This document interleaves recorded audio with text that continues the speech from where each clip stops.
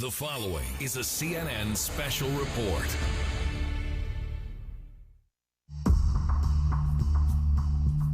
Morton Storm.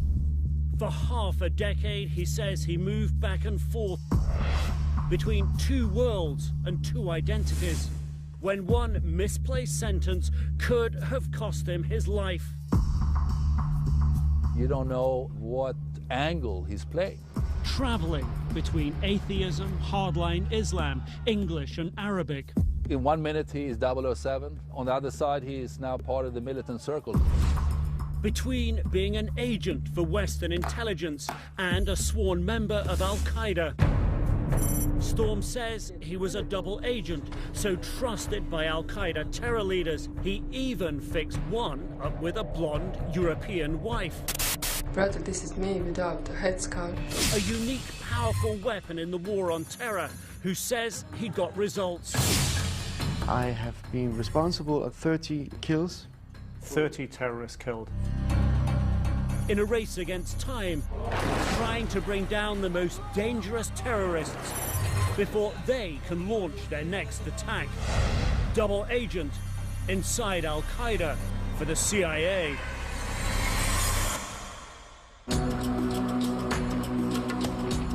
Driving deep in Yemen's lawless south.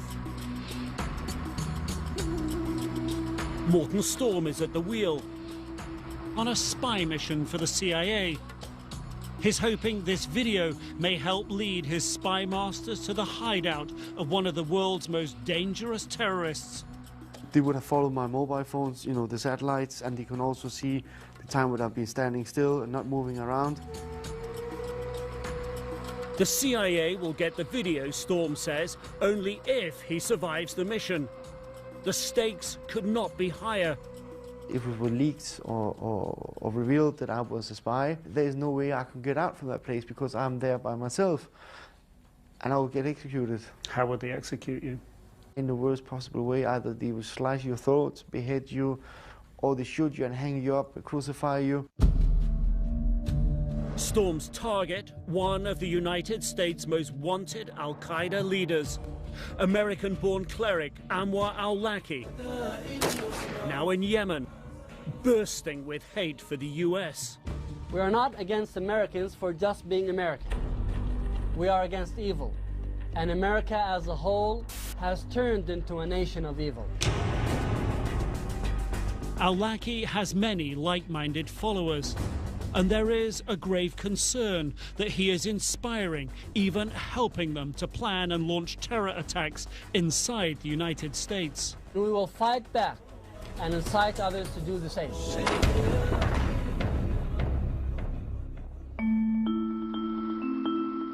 It's late October 2008. The CIA is desperate to find Al-Qaeda leaders like Al-Awlaki, and Storm, a Dane, is exactly what the CIA needs. I had these different names. I had different personalities. I was Morton Storm, Murat Storm, Abu Usama, Abu Mujahid, Polar Bear. It's some kind of schizophrenic lifestyle. And he has made important, surprising connections with Al-Qaeda leaders, according to counterterrorism expert Magnus Ranstorp. By almost sheer luck, to some extent, that he had been to the many places, he had met all the right people. He's almost a Forrest Gump of sort of radical Islamism. I don't think that there are many people like him that have all those different dimensions. He was the real deal. The real deal. A larger-than-life personality who reveals his journey from jihad to James Bond in this book, Agent Storm, My Life Inside Al-Qaeda and the CIA, co-authored by Paul Cruikshank and Tim Lister, both CNN contributors. Coming up, how Storm goes from boxer to holy warrior. I was invited by Osama bin Laden to join up with him in the training camp in Afghanistan.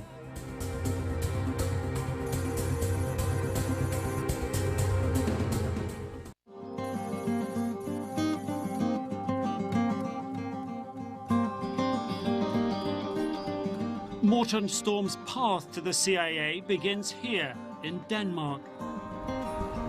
I could play on the countryside, I could play in the forest, I could play on the beach. There was plenty of facilities for sport, and that's what I did.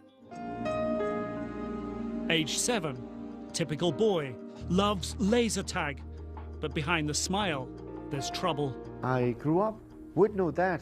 How did that affect you? It affected me emotionally. You felt frustrated and angry. Seemingly hard-working, selling vegetables at market, age 13. But he is already committing armed robbery. Armed robbery. Armed robbery. What was going through your head? Adrenaline, something excitement.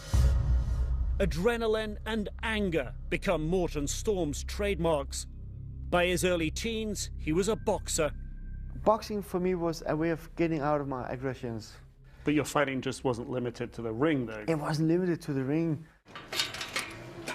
Najib Khaja is a few years younger, living in the same hood. First time I met him, he was kind of a crazy person, and he talked a lot. What was he talking about? Fights, brawls that he's been into. I would go to the clubs with immigrant friends I had. They were hated because they looked different, and I felt the need to stand up for them. I would knock out big adults, you know, big size men with one punch, and I became feared. At age 19, he joined the Bandidos, a notorious biker gang. Storm says he was their toughest enforcer, raw muscle. Boxing, biking with the Banditos, armed robbery, whatever Storm is doing, is always doing it to the max. His life is descending into criminality and chaos. Storm craves sanity, stability. Comes here, his local library, drawn to the tiny religion section. He sees a book, The Life of the Prophet Muhammad. It is the moment when his life changes forever. He pulls the book from the shelf, finds somewhere to sit down, begins reading. 6 hours, hundreds of pages. Within weeks, he is converting to Islam. It changed me.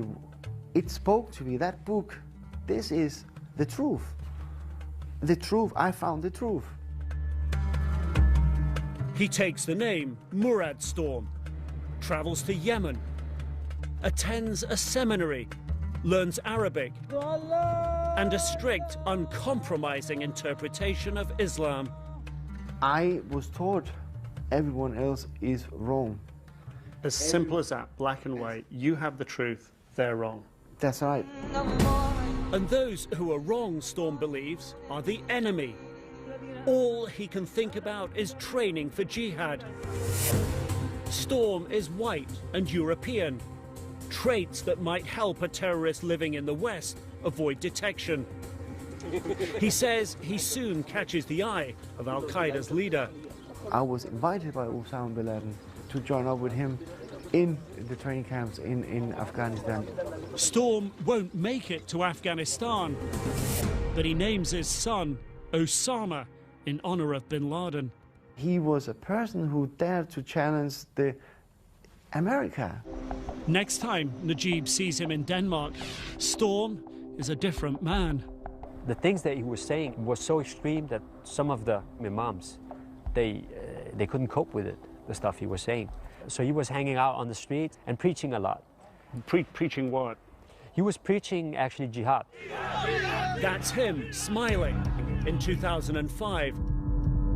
Part of a radical Islamist demonstration and flag burning outside the American embassy in London. Storm is hungry for real action, for jihad. He's been in a very hardcore environment. He sees his opportunity when Najib Khaja, now a journalist, says he wants to shoot a film about Mujahideen in Yemen. The access that he gave me in Yemen was very unique. It was crazy, you know, some of the persons that he introduced me to. Including the radical cleric Anwar al-Awlaki. jihad against America is binding upon myself. They talked a lot about jihad, for example. And again, Storm was the extreme guy. Storm was being talked down by Anwar al-Awlaki. Talked down from an extreme view. Yes. Awlaki was telling Storm to chill out. Yet Storm won't be calmed.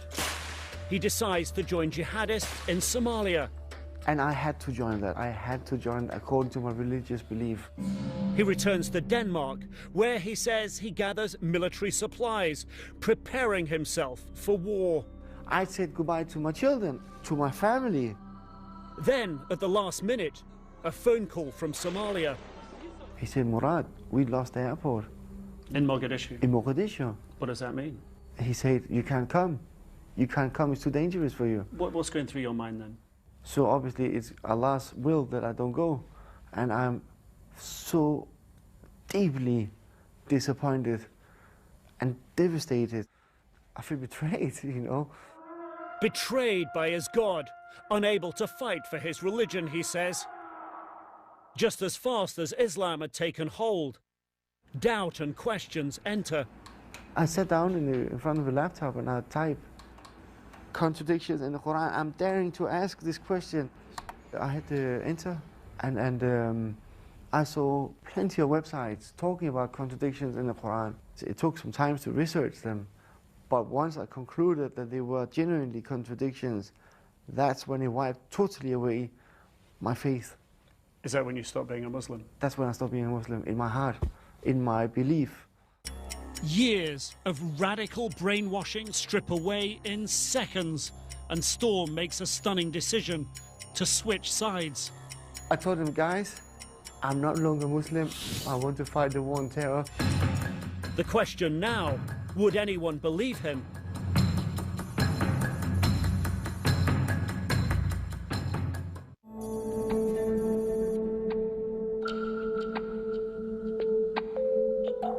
Morten Storm has lost his faith in Islam, but not his desire to fight.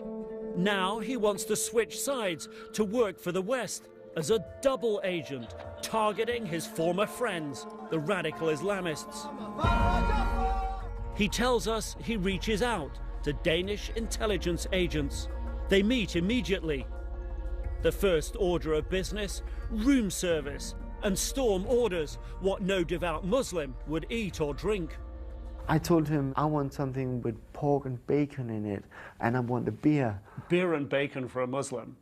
They couldn't believe it. They couldn't really not believe their own ears. I told them, guys, I'm not longer Muslim. I decided I want to fight the war on terror. And when I told him I was on their side, he high-fived me. He said, this is going to be great.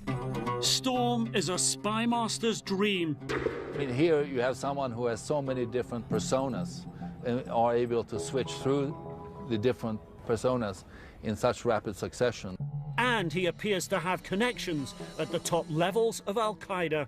There's no doubt that he was a very valuable agent and has access to some of the sources they really want to get access to. Storm says Danish intelligence wastes no time and sets him up as an operative, giving him a cell phone and about $2,000 a month. I said, yeah, that would pay my bills, and I was happy about what I did. It wasn't for the money. According to Storm, his early missions are successful. In Lebanon, predicting a jihadi uprising. In Denmark, helping identify terror suspects. He quickly becomes a double agent in demand with other Western agencies, including the British. He was coming up with ideas for them, and he was, in terms of being able to improvise and being able to stay in character, he was perfect. Storm says he's now on the CIA's radar. They meet inside the Scandic Hotel in Copenhagen. So the British want to use Morten Storm.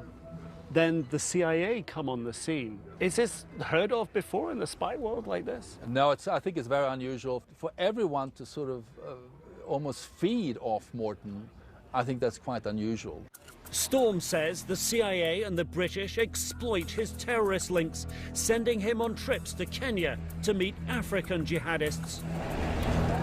This is one of the places they used to meet, a nondescript mall in the heart of Nairobi, in a hotel tucked away just inside, right next door to Kenya's largest mosque. Storm explains he delivered a bugged BlackBerry, destined for an Al-Qaeda operative, wanted for his suspected role in the 1998 US embassy bombings that killed 224 people. 3 months later, that terrorist was dead, Storm says, because of him. But his most important mission is yet to come, in Yemen. There was just the time where Admiral al-Awlaki became an interesting person for them. For the CIA. For the CIA. Anwar al-Awlaki, American-educated cleric, Al-Qaeda leader. Storm calls him a personal friend from his days as a jihadist. Al-Awlaki's been inspiring terrorist attacks around the world. The 2005 suicide bombings on London trains and a double-decker bus, leaving 52 dead. 2 foiled 2006 plots. Threat level to the UK has been raised to critical. One to blow up planes flying to the United States, the other to blow up buildings in Canada. And in 2008, a deadly attack on the US embassy in Yemen. And Storm says he can provide the CIA something no one else can. Access to al-Awlaki himself. He tells us the CIA sent him on this dangerous spy mission, October 2008, a month after the embassy attack, to see al-Awlaki, now hiding in a remote part of Yemen. He's worried about security, but he's also worried about that people are following me. The mission: give al-Awlaki a laptop, solar panels, and night vision goggles he'd requested. Some secretly implanted with spy software. Then, Storm says, he gives al-Awlaki one more CIA gift. $5,000 cash. He looked at me and he tapped his chest pocket where the $5,000 were, and he said, "Can we buy bullets and weapons?" I said, "Yeah, of course you can." My handler, the CIA handler in Denmark, he said, "You know what? You've just been tested and you just passed it." Because if I said no, he knew that this money was from the intelligence, and he knew that they're not allowed to sponsor or to pay for weapons and bullets. Storm is loving his 007 life. But as he drives away from this meeting with al-Awlaki, he is worried. The tables have turned. Al-Awlaki has grown more violent, and the world should be afraid. Anwar was wearing a green military camouflage jacket, Bin Laden style, over his robe. He had a Yemeni ceremonial dagger and a revolver in his belt, and a Kalashnikov was slung over his shoulder. I tried not to look surprised. The preacher had become a fighter. He stays in touch with the radical cleric. They share an email account, messages written, saved as drafts, read but never sent. Avoiding al-Awlaki wrongly believes spy agencies reading them. Storm says the next visit, al-Awlaki is even more paranoid and tells him to tighten security. When I met Anwar back in 2009, he instructed me to use an encrypted message system called Mujahideen Secrets. It was invented to create the secure online communication between terrorists or Al-Qaeda members all over the world. The message can be unscrambled and read only by the person to whom the sender has given a code to unlock it. Jihadi spycraft, soon to be vital in Storm's most important mission yet. Al-Awlaki is fast rising up the CIA's most wanted list, and Storm believes he has the perfect plan to trap him. Brother, this is me without the headscarves. Using a European blonde as bait. I hope you will be pleased with it, inshallah.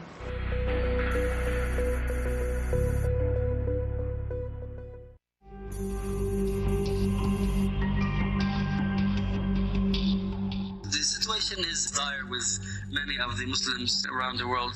This is the voice of American-born cleric Anwar al-Awlaki in audio obtained exclusively by CNN. The majority of the people around us are disbelievers. He's talking to wealthy Muslim donors, hoping they will give money to support Al-Qaeda. All the process money. But this Skype call is much more than what it seems. This is spycraft in action. Morton Storm says he's arranged this call to demonstrate allegiance to Al-Awlaki and the militants. What Al-Awlaki doesn't know is that Storm is a double agent working for the other side, for Danish, British and American spies.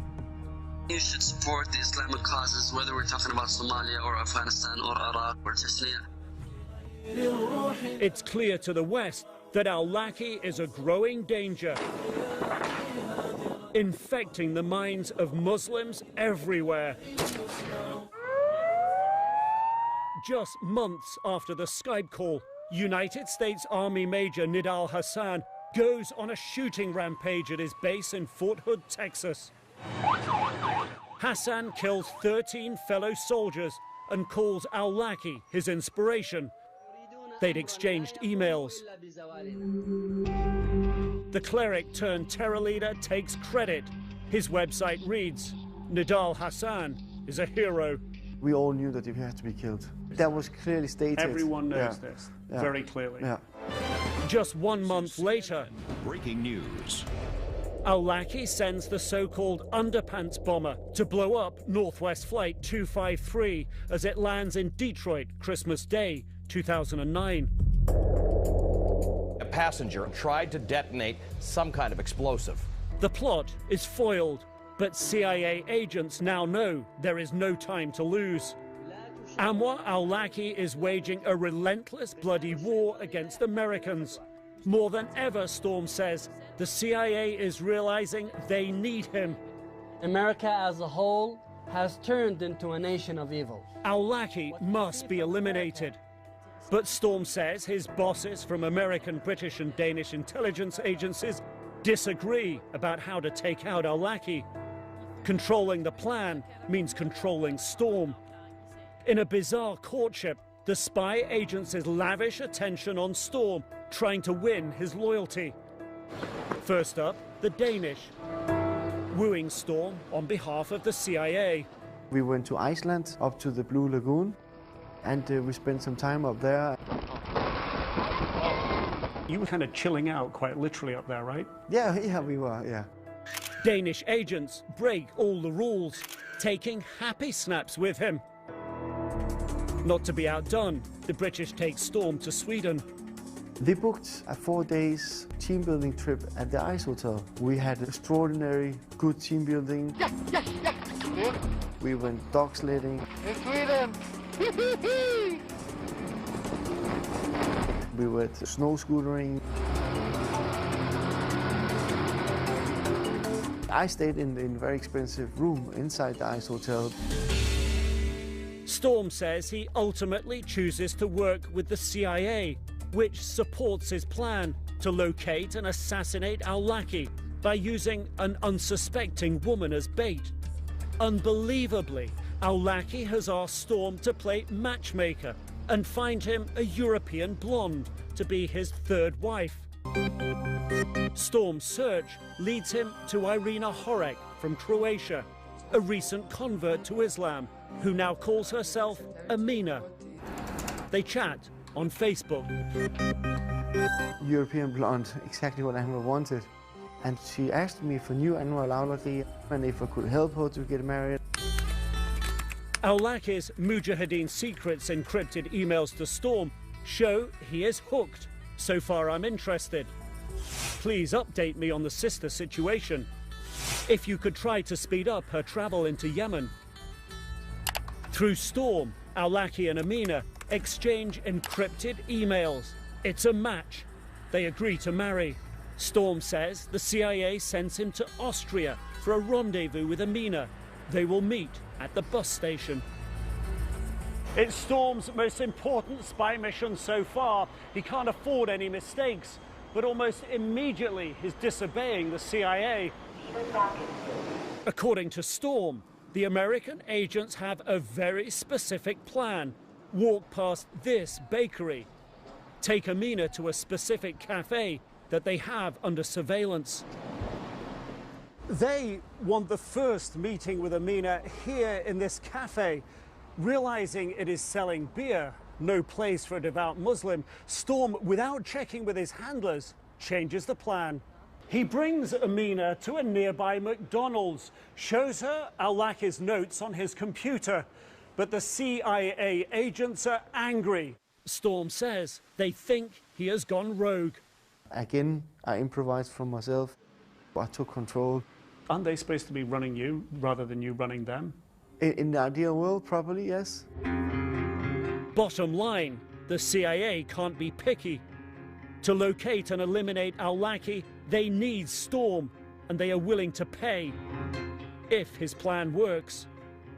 You get $250,000 from the CIA when Amina crosses into Yemen. That's correct. After 7 weeks, Storm sent back to Vienna for another meeting with Amina, the next step in the matchmaking. He shows her this video from al-Awlaki. This recording is done specifically for Sister Amina, the brother who's carrying this recording is a trustworthy brother. What's her reaction when she's watching that video? She's full of joy and tears. You do really know him, she said. You do really know him. I hope you are well. Then Storm has her record a video for al-Awlaki in return. Assalamu alaikum, brother, it's me, Amina, and I just want to tell you that right now I feel nervous and this is very awkward for me. Al-Awlaki wants a blonde European wife. The plan has to work. Storm convinces her to break Muslim taboo and take off her headscarf. Brother, this is me without a headscarf, so you can see my hair. I hope you will be pleased with it, inshallah. Coming up, James Bond, 007. Clink, clink, clink. And you know, it opened up. Agent Storm's biggest payday yet. But all does not go as planned. The Americans refused to speak to me for 6 months.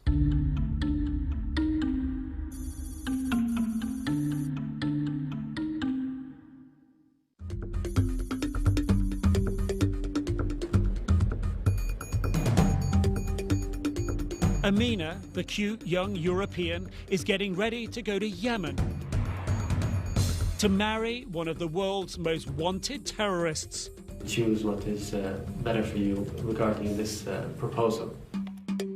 The sexy blonde is bait, an unsuspecting sacrificial lamb in a plot to kill a lustful al-Qaeda leader who's inspired terror attacks in America.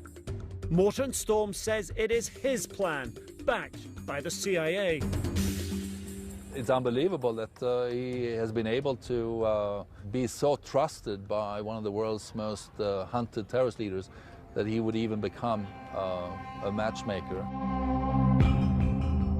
If all goes as planned, the unwitting bride-to-be will travel with a suitcase that has a hidden tracking device. Storm scrawls mission notes, finalizing plans getting her to Yemen. Vienna, meet McDonald's, 10 a.m. She needs a cover story to get her visa at the embassy. Buy the plane ticket and secret email accounts to keep in touch. $3,000 cash, sanctioned by the CIA.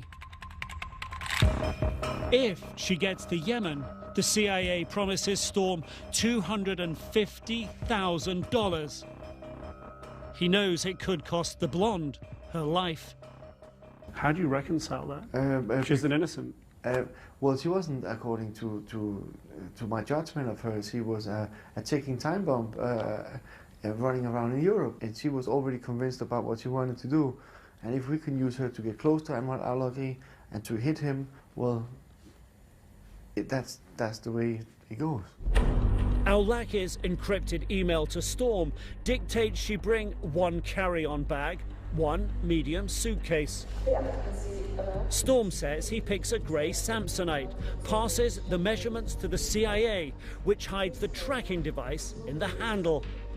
As she arrives at the Vienna airport for her flight, the attractive blonde has no idea what she is carrying. Amina is getting on her plane for Yemen. Storm is hundreds of miles away in Denmark. The honey trap plot with the blonde is finally in play. If the plan works, they will find one of the world's most wanted terrorists. Storm tells us inside this seaside villa with his Danish and CIA handlers, it's serious. Eyes on laptops and Blackberries. They are tracking every step of Amina's travel to Yemen. The atmosphere is electric, but hanging over the operation, questions. What happens if the European blonde dies? Collateral damage. Amina makes it to Yemen. Storm recalls receiving a text message from one of his Danish handlers. Saying, congratulations, brother. You just became rich. Very rich. Soon he is in yet another meeting with intelligence agents. One from the CIA is anxious for Storm to open the briefcase they brought with them. And he looked at me with a massive smile on his face. What do you think the code is? I think, I have no clue. I didn't even think that there was 3 numbers on each, side. Come on, he said, come on, think about it. I said, I don't know, I have no clue. He said, try 007. He told me like this. James Bond. James Bond, 007, he told me. And I did, clink, clink, clink. And it opened up.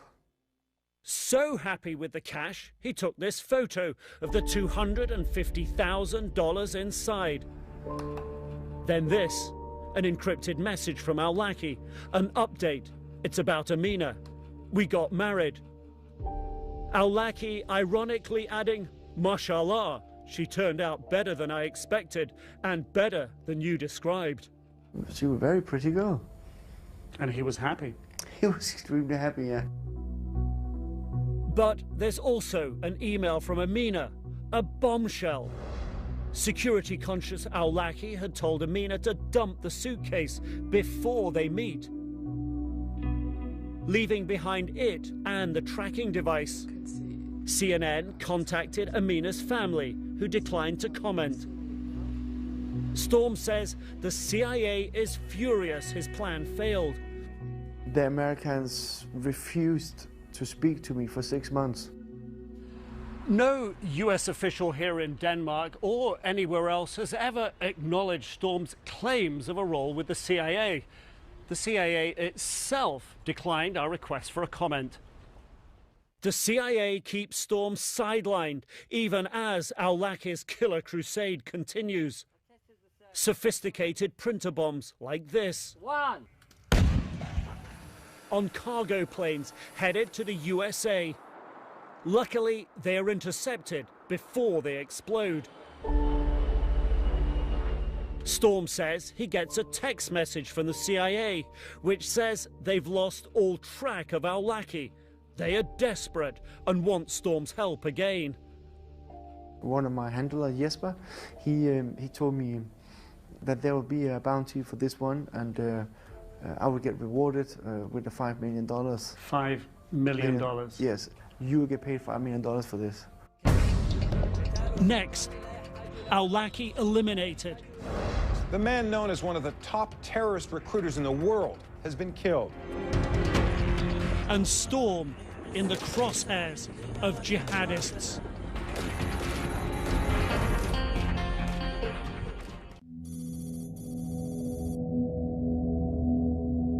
لا تشاور أحدا في قتل الأمريكان.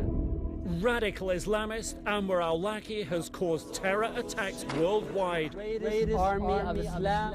London, Yemen, the US. Intelligence agencies are desperate to stop him. Morton Storm, who Al-Awlaki believes is a friend, says he's tried but failed before to help locate the radical cleric. Now he tells of a new plan, one in which an unsuspecting Yemeni courier is handed Storm's thumb drive to take to Al-Awlaki, an exchange that is under surveillance, according to Storm. I informed the Danish government, they informed the Americans, who will then send people over there to watch it. What happens next? Unclear. Then, 3 weeks later, we begin with the biggest blow to Al-Qaeda since the killing of Osama bin Laden. Is one of the top terrorist recruiters in the world. Confirmed that Anwar al-Awlaki is dead.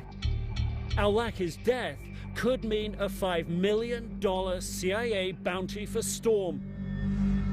Soon, he says, he receives a text message. It's from a Danish agent, codenamed Klang, saying, "I'm so sorry, but it wasn't us." The CIA says Al-Awlaki's death was not Storm's work. I thought, well, it wasn't meant to happen, and Klang, he said, "Oh, you know, I'm so sorry about it." And I said, "Don't worry about it, just tell the Americans, tell Big Brother, congratulations." But 2 days later, he learns more when he picks up a copy of the British newspaper, The Telegraph. Sprawled across the front page, how America finally caught up with Anwar al-Awlaki.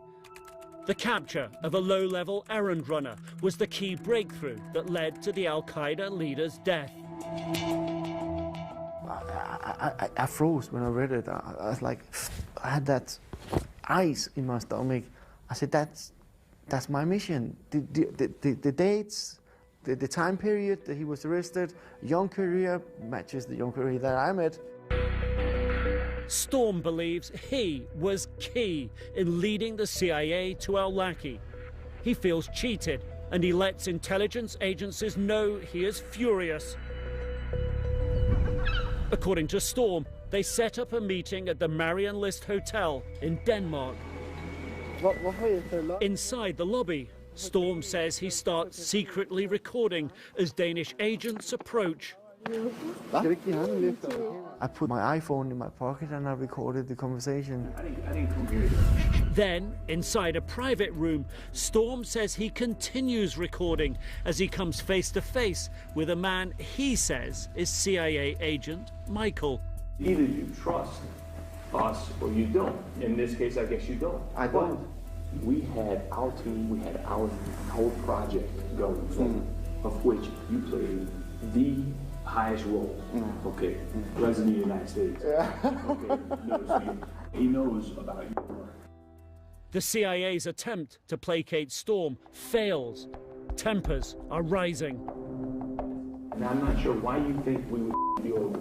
Why do you think that? First of all, it's about honor as well. So now we don't have any honor. Come on. No. You asked me, I want to answer. Okay. I went to Yemen again. I established the contact with Anwar, and I was the only one Anwar he trusted to give him anything. Now, I even sent Anwar a wife. Did any of your agents to send him a wife? CNN has not authenticated the recordings. The meeting ends when Michael leaves without saying goodbye. Storm believes his spying career is over. That must have been an incredibly hard moment. Yes, it was hard because I like these people quite a lot. And, well, I did.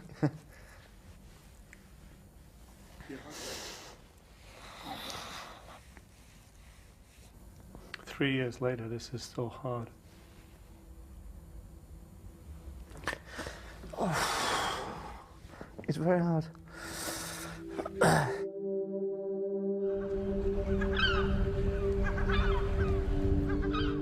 The blow-up here is a turning point. Trust between Morton and the CIA, if it ever existed, will never be the same again. The very next day, a defiant Morton Storm pulls into this roadway rest stop near Copenhagen. He is bitter and has arranged to meet newspaper reporter Morton Storm was Carsten Ellegaard at sunset. And he said, take your mobile phone, what you got, and put it in your car. Storm doesn't want to be recorded. He is still thinking like a spy, yet he is about to blow his cover. I showed him my passports. He looked at them. I told him this is what happened. Storm wants Ellegaard to tell the world that the CIA is double-crossing him. He was angry and he was upset, and maybe he also was a little bit nervous because it was the very first time that he told anybody that he has been living a double life. Ellegaard warns Storm that going public has consequences. I tell Morten it can be dangerous for him and it will change his life for good. The last thing I say to him, go home, think about this. He does, and decides he's not ready to reveal his spy story to the world. Soon he gets this email from Amina, Al-Awlaki's blonde bride turned widow. She writes, I want to do a martyrdom operation and join her husband in paradise. She asks if Storm can check, am I on the CIA wanted list or no-fly list? In fact, a European counter-terrorism official has told CNN that a threat bulletin was issued, warning that Amina could be dangerous. Many months later, Storm contacts Ellegaard again. This time, the newspaper Jyllands-Posten jumps on the story, and it becomes a sensation in Denmark. And Storm becomes a marked man. Jihadists in Syria release this video, faces of their enemies lined up on a wall, including a photo of Morten Storm. By going public, I knew that groups like al-Nusra, those jihadists in Syria, and their like-minded people in Europe or anywhere in the world would like to see me dead.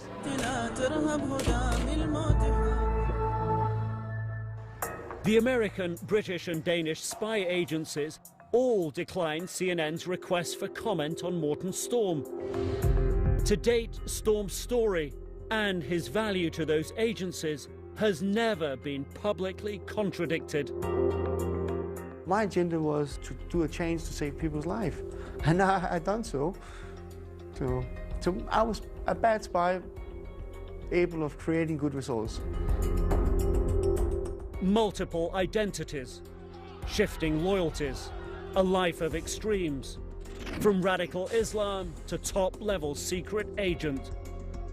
Now Morten Storm has emerged from the shadows, taking his chances in the spotlight, left with what he says a few allies, but plenty of deadly enemies.